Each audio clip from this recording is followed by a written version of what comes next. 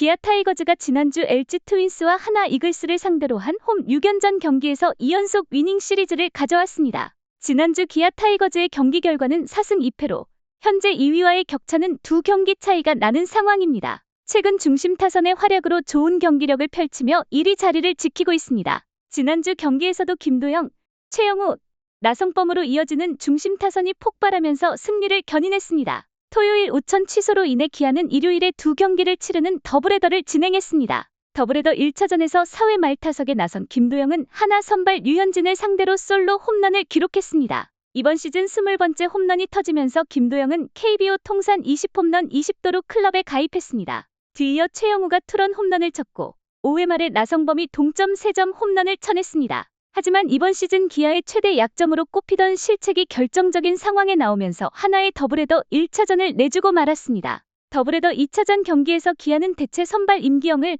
하나는 외국인 에이스 바리아를 내세웠습니다. 기아 타선은 바리아를 상대로 꾸준히 타점을 생산하면서 4점을 만들었고 선발로 등판한 임기영은 5-1-3이닝 동안 무실점 호투하며 결국 위닝 시리즈를 수확했습니다. 하지만 기아는 지난주 경기를 치르며 불안한 불펜에 대한 고민을 떨쳐버릴 수 없었습니다. 시즌 초반 탄탄했던 불펜의 피로 누적으로 인해 최지민, 장현식, 전상현 등의 실점이 잦아진 상황입니다. 이 가운데 일요일 더블헤더 1차전 경기에서 마무리 정혜영이 어깨 통증을 호소하며 교체되었습니다. 승계 투수의 불안한 상황에서 마무리 정혜영이 이탈하게 될 경우 기아의 1위 자리 수성에 큰 난항이 될 것으로 보입니다. 한편 기아 구단 관계자는 정혜영은 오른쪽 어깨 통증 진단을 받았다며 24일 정밀 검사를 받을 예정이라고 말했습니다. 기아는 최근 불펜의 비효율적인 운영으로 어려움을 겪고 있습니다. 정혜영 부재 가능성에 호랑이들은 대안을 모색 중입니다. 내부적으로 최지민, 장현식 등 기존 불펜 구성을 재조정하는 움직임이 있을 수 있습니다. 하지만 최근 투수진의 고정과 함께 그들 중 누가 경쟁팀을 상대로 마지막 중요한 임무를 맡을 수 있을지는 불분명합니다. 이남국은 호랑이들로 하여금 과감한 행보를 고려하게 했습니다. 그것은 약화된 불펜을 보강하고자 트레이드 시장을 공략하는 것을 의미합니다. 시즌 중반에 대형 거래를 성사시키는 건 쉽지도 저렴하지도 않을 것입니다. 하지만 호랑이들이 우승 희망을 이어가려면 필요한 조치일 수 있습니다. 유력 트레이드 대상 중 하나가 키움 히어로즈 투수 조상우입니다. 전 국가대표인 조상우는 호랑이 불펜에 풍부한 경험을 더할 것입니다. 조상우는 대전고등학교 출신으로 졸업 후 2013년 신인 드래프트 1라운드 전체 1순위로 넥센에 입단했습니다. 조상우는 KBO 리그 332경기 409이닝 33승 25패 53홀드 82세이브, 평균 자책점 3.10을 기록 중인 리그 간판 불펜 투수입니다. 2020년에는 신세 경기 54, 1-3이닝 5승 3패 33세이브, 평균 자책점 2.20을 기록하며 커리어 하이 시즌을 보냈습니다.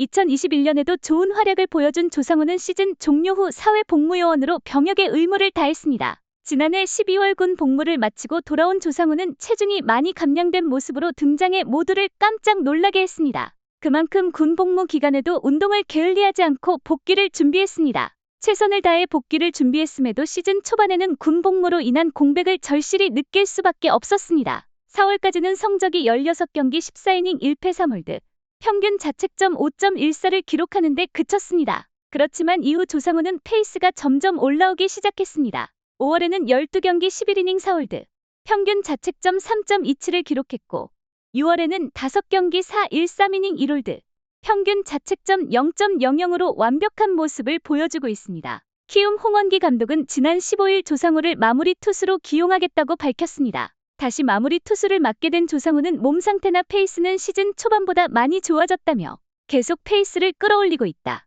마무리 투수를 다시 맡게 됐지만 크게 달라질 것은 없다. 그냥 똑같이 앞으로 더 잘해야겠다는 생각을 하고 있다. 담담하게 열심히 하려고 한다. 라고 소감을 전했습니다. 등판 타이밍이 고정되어 있는 마무리 투수와 달리 조상우는 올 시즌 6회부터 8회까지 다양한 상황에서 마운드에 오르며 마당새 역할을 자처했습니다. 군입대 이전 최고 시속 150km 후반대 빠른 공을 던지며 팬들을 매료시켰던 조상우는 올 시즌 최고 153km를 던지고 있습니다. 물론 느린 공은 아니지만 조상우가 이전에 던졌던 공에 비하면 조금 구속이 하락한 모습입니다. 시즌 중에도 체중은 어느 정도 유지를 하고 있다고 밝힌 조상우는 구속도 점점 조금씩 올라오고 있어 앞으로 더 좋아질 것 같다 라며 자신했습니다. 구속을 크게 신경 쓰지는 않는다. 구속보다는 이닝을 어떻게 잘 끝내는지가 더 중요하다. 나도 어렸을 때는 전광판에 구속을 신경 썼다.